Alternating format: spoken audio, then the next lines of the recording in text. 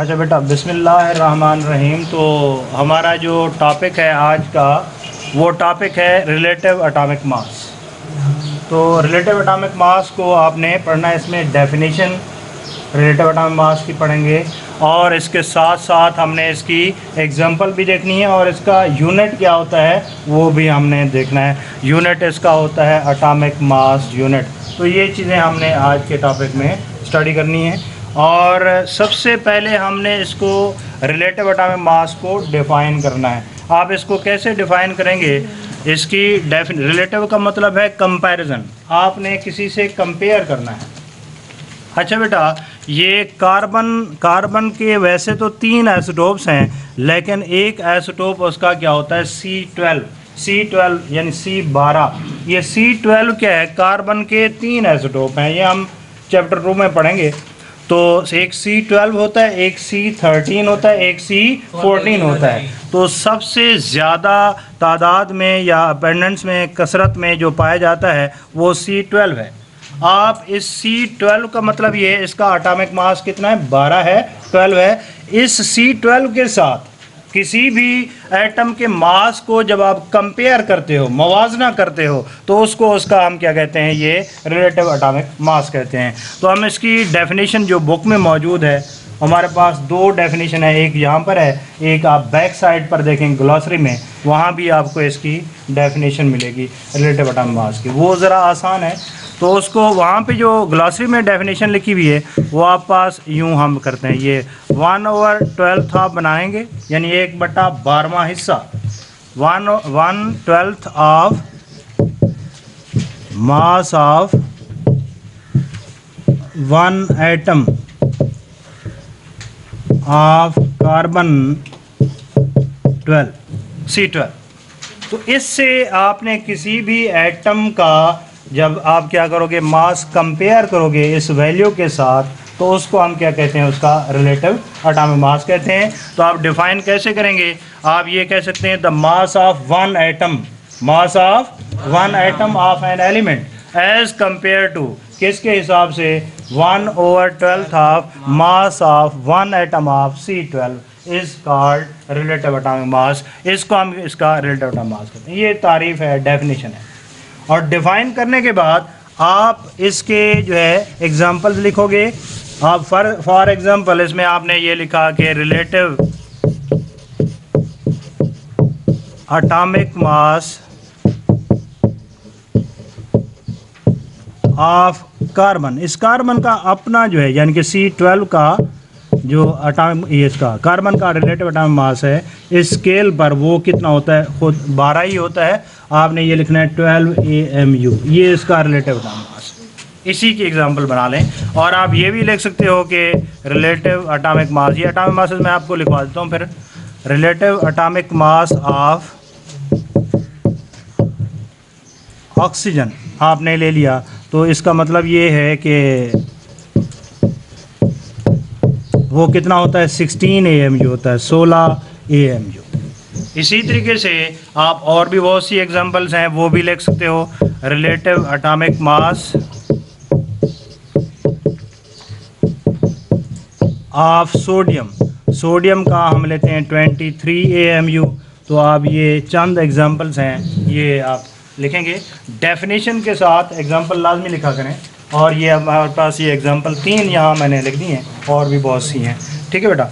अब इसके बाद जो है नेक्स्ट इसका हम यूनिट देखते हैं कि रिलेटिव एटॉमिक मास का जो है यूनिट क्या होता है। तो इसका यूनिट जो है वो होता है AMU से ज़ाहिर करते हैं। इसका मतलब क्या होता है? इसका मीनिंग ये है कि एटॉमिक मास यूनिट।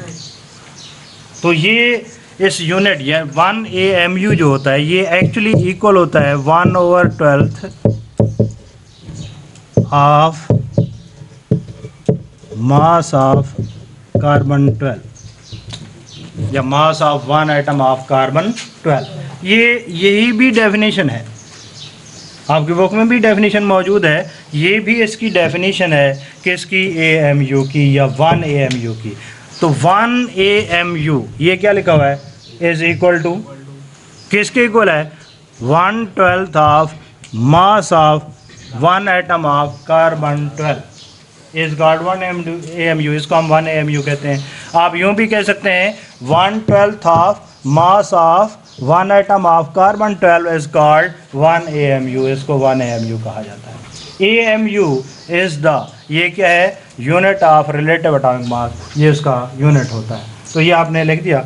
और इसके बाद आपने ये भी साथ लिखना है कि 1 AMU किसके इक्वल होता है, 1.66 10⁻10 की पावर कितनी है, -24 ग्राम। ये वैल्यू याद रखिएगा, MCQs में आपको दी जा सकती है। 1 AMU किसके बराबर होता है, 1.66 10⁻24 ग्राम, इसके इक्वल होता है। और ये नीचे जो वैल्यूज़ दी हुई हैं आपको, ये एग्जांपल बना के दी हुई हैं, ये भी MCQs में पूछी जा सकती हैं कि मास ऑफ प्रोटॉन कितना होता है।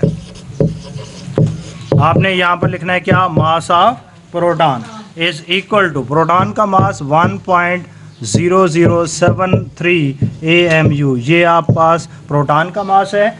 और इसको अगर तब्दील करना हो, किस में आप तब्दील कर रहे हो, ग्राम में चेंज करना हो, तो आप क्या करोगे, फिर इसी वैल्यू को, ये जो आप पास वैल्यू मौजूद है, इसी को 1.0073 मल्टीप्लाई कर देंगे किससे, AMU की वैल्यू से। वो कितनी थी, 1.66 10⁻, कितना, -24 ग्राम। जब इसे आप ज़र्ब करोगे, मल्टीप्लाई करोगे, तो आपका आंसर जो आगे जो दिया हुआ है वही आ जाएगा। वो कितना वैल्यू दी हुई है आपको, 1.672।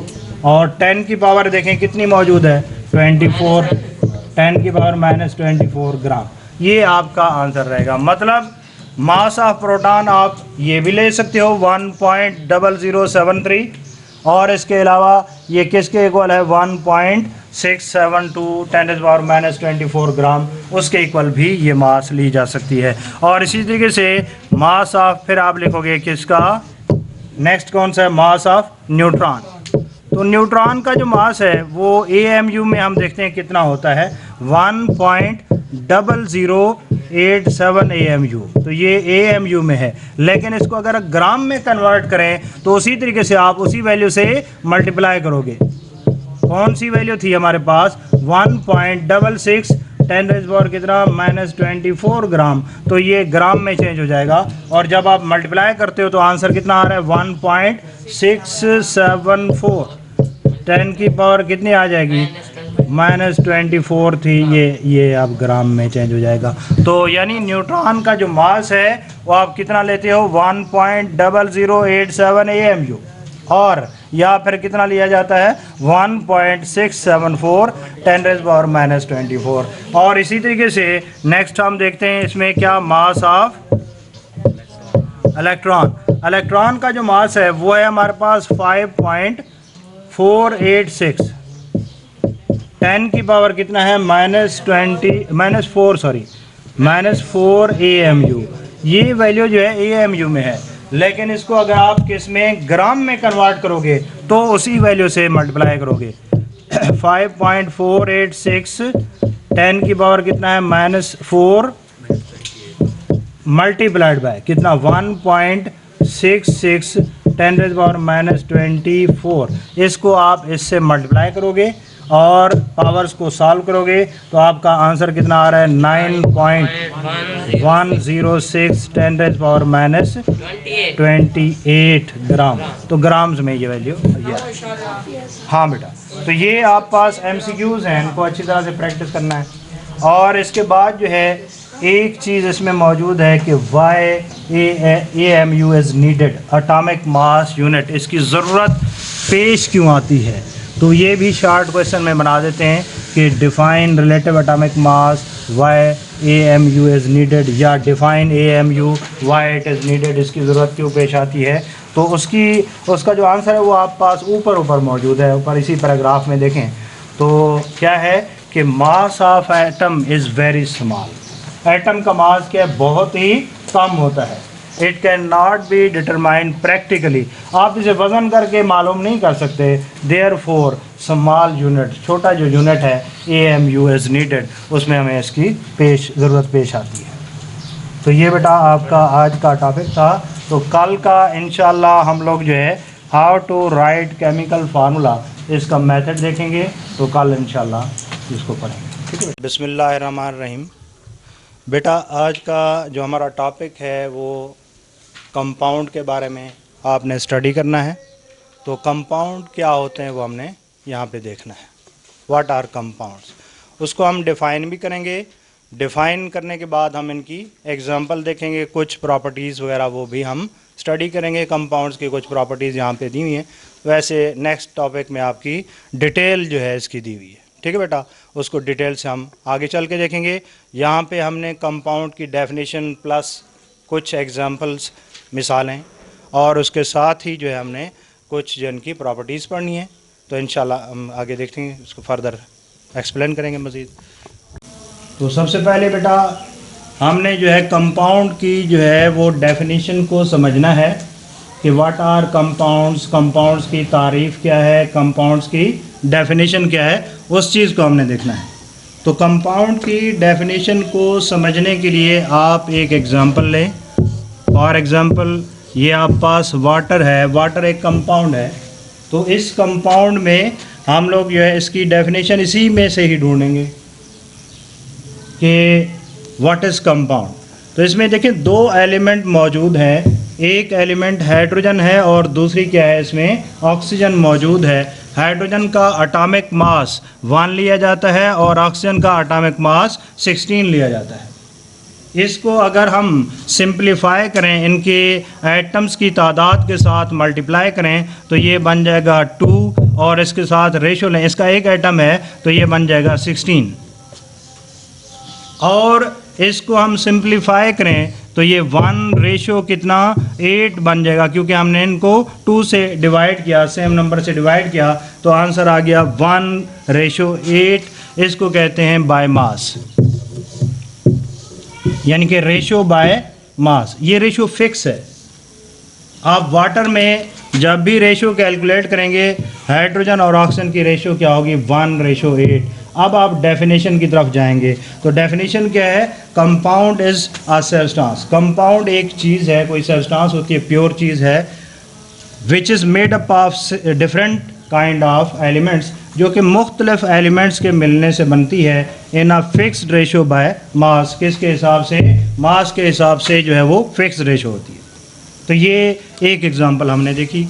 और इसके बाद सेकंड एग्जांपल हम देखते हैं कार्बन डाइऑक्साइड की। कार्बन डाइऑक्साइड में दो एलिमेंट मौजूद हैं जो कि कौन से हैं, कार्बन और ऑक्सीजन। कार्बन का एटॉमिक मास 12 होता है और इसके बाद ऑक्सीजन का एटॉमिक मास कितना है, 16 है। आप इसको सिंप्लीफाई करें तो ये कितना आएगा, 12:32। आप इसको जो है अगर फर्दर जो है आप इसको सिंप्लीफाई करते हैं, किससे ये डिवाइड होते हैं, ये नंबर्स दोनों 2 से भी डिवाइड होते हैं, 4 से भी डिवाइड होते हैं। तो हम इनको 4 से डिवाइड करें तो ये 3 आएगा और ये कितना आएगा, 8 बाय मास। मतलब ये कार्बन और ऑक्सीजन की रेशो है, किस में, कार्बन डाइऑक्साइड में 3:8 बाय मास हैं ये दोनों, ये फिक्स रेशो है। तो फिक्स का ये यहाँ पे हम ये कह रहे हैं, डेफिनेट लिखें या फिक्स लिखें, बात एक ही है। तो आप क्या लिखोगे, the compound is a substance. Compound वो चीज़ होती है which is made up of different elements, जो कि मुख्तलिफ एलिमेंट्स के मिलने से बनती है, in a fixed ratio by mass, and these elements are chemically combined with each other. आपस में केमिकली जुड़े होते हैं। और इसके बाद जो है नेक्स्ट हम कुछ इनकी एग्जांपल के बाद प्रॉपर्टीज़ भी देखते हैं। पहली बात तो ये है कि जो भी आप कंपाउंड लेंगे, the compound can not be broken down. Broken down means कि इसको आप तोड़ नहीं सकते। The compound can not be broken down into its elements bye simple physical method. आम मेथड से आप इनको ब्रेक नहीं कर सकते इसके कंपोनेंट्स में। मिसाल के तौर पर आप पास वाटर है, आप यूँ नहीं कर सकते कि इसमें से जो है इसको आप थोड़ा सा गर्म करेंगे तो आप सोच रहे हो कि ये ब्रेक हो जाएगा हाइड्रोजन और ऑक्सीजन में, ये मुमकिन नहीं है। तो इसके लिए हमें केमिकल मेथड इस्तेमाल करने पड़ते हैं। और दूसरी बात ये है कि प्रॉपर्टीज़ ऑफ द कंपाउंड, ये जो कंपाउंड है इसकी जो प्रॉपर्टीज़ होती हैं, the properties of the compound are totally different from its elements. उसके एलिमेंट्स से उसकी खसूसियात बिल्कुल मुख्तलिफ होती हैं। मिसाल के तौर पर आप वाटर की एग्जांपल ले रहे हो तो वाटर किन दो एलिमेंट्स का कंपाउंड है, हाइड्रोजन और ऑक्सीजन का। अगर आप इसको देखें तो ये हाइड्रोजन जो है ये बर्न होती है, हाइड्रोजन जो है ये जलती है, और ऑक्सीजन जो है इट हेल्प्स इन बर्निंग। लेकिन वाटर क्या करता है, इट एक्सटिंग्विश द फायर, आग को बुझा देता है। तो इसका मतलब ये हुआ कि properties of the compounds are totally different from its elements, उसके एलिमेंट्स से खसूसियात बिल्कुल मुख्तलिफ हैं। तो ये हमने इसको कंपाउंड के बारे में पढ़ा। उसके बाद हमारा नेक्स्ट टॉपिक स्टार्ट होता है आगे। इसके बाद जो है इसी टॉपिक की चलो थोड़े से पॉइंट्स हैं वो भी हम देख लेते हैं, जो कि हैं टाइप्स ऑफ कंपाउंड। तो टाइप्स में हम देखें तो एक इनकी टाइप कौन सी है, आयोनिक कंपाउंड्स हैं, और दूसरे जो है इसमें आ जाते हैं कोवेलेंट कंपाउंड्स। ये दो मेन टाइप्स हैं कंपाउंड्स की। तो इनको हम जो है वन बाय वन देखते हैं, एग्जांपल के साथ भी हम देखते हैं। तो ये इसकी एग्जांपल अगर आप देखें NaCl है, जिसको हम कहते हैं सोडियम क्लोराइड। तो सोडियम क्लोराइड में ये सोडियम पॉजिटिव आयन है, क्लोराइड क्या है, नेगेटिव आयन है, और इन आयन्स के दरमियान एक अट्रैक्शन पाई जाती है जिसको आयोनिक बॉन्ड कहा जाता है। अब इनमें ये कंपाउंड जो है इसको हम क्या कहेंगे, एक आयोनिक कंपाउंड है।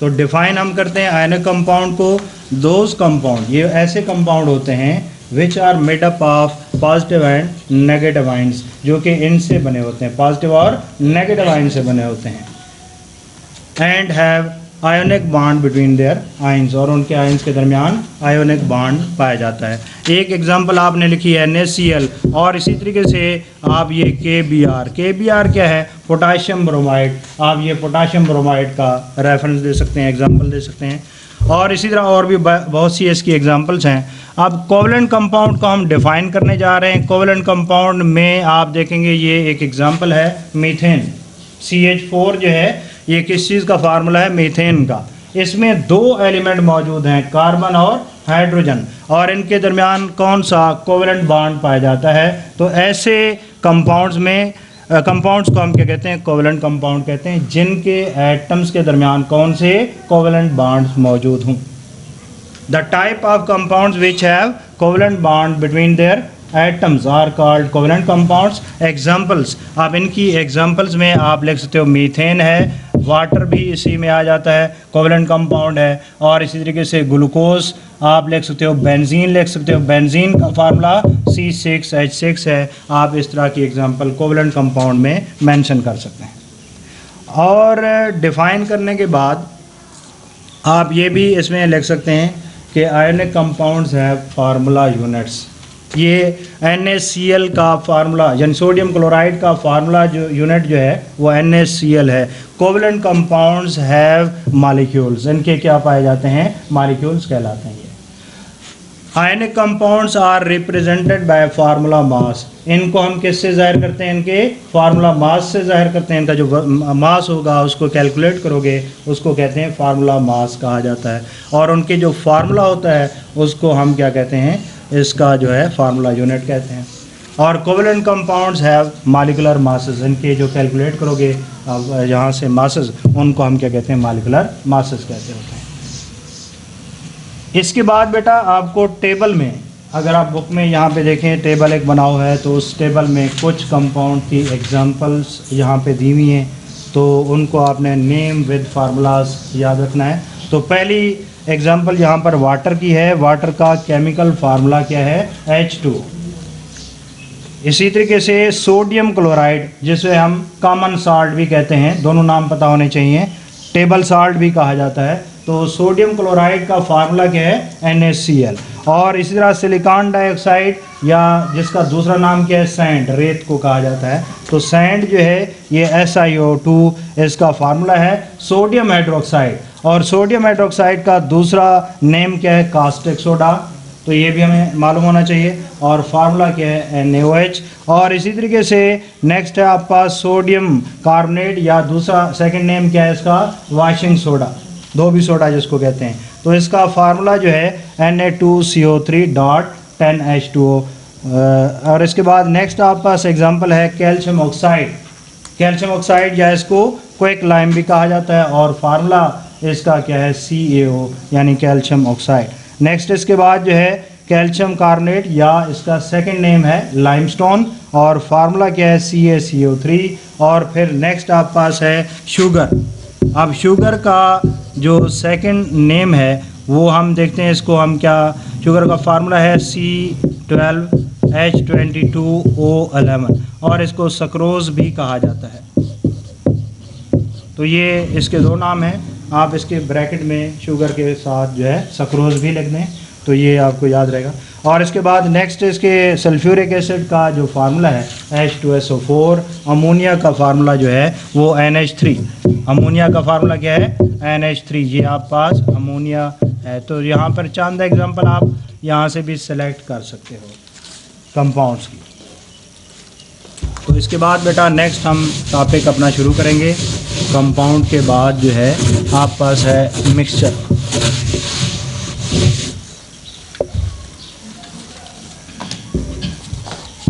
एक मिनट ज़रा स्टॉप कराएगा। Define compound, give examples. Compound is a substance made up of two or more elements combined to chemically in a fixed ratio by mass. Is called compound. इसकी example है H2O, CO2 और NaCl. शाबाश, very good, clapping.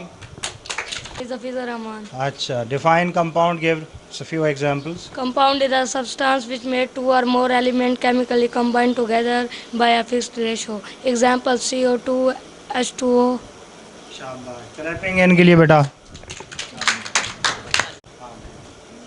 Define compound, give example. Compound is a substance made up of two or more elements chemically combined together in a fixed ratio by mass. For example, H2O, CO2, NaCl. शाबाश, clapping करें बेटा इनके लिए। What is your name? Sarmadadi. अच्छा, define compound. Compound is a substance made up of two or more elements chemically combined in a fixed ratio by mass. For example, H2O, NaCl, CO2. Very good, clapping करें बेटा इनके लिए। शाबाश। हाँ बेटा, आप जो है आयनिक कंपाउंड को डिफाइन करें और कुछ एग्जांपल बताएं। The compound which are made of negative and positive ions is called a compound. For example, KBrCuSO4. Very good, clapping करें बेटा इनके लिए। Define ionic compound, give to examples. The compound which are made up of positive and negative ions are called ionic compound. For example, KBrMgO SO4. हाँ, very good, clapping बेटा इनके लिए। बेटा define ionic compound, give example. Those compounds which are made of negative, positive and negative ion is called ionic compound. NaCl, KBr, MgO, etc. शाबाश, इनके लिए clapping करें बेटा। शाबाश। हाँ बेटा, define ionic compound, give to examples. The compounds which are made up of positive and negative ions are called ionic compounds. For example, KBrCuSO4 etc. शाबाश, very good, clapping. Define ionic compound, give to examples. Those compounds which are made up of positive or negative ion is called a ionic compound. For example, NaCl, KBr etc. शाबाश, clapping बेटा। Those compounds which are made up of positive and negative ion are called ionic compound. For example, NaCl, KBr, etc. शाबाश, clapping बेटा इनके लिए।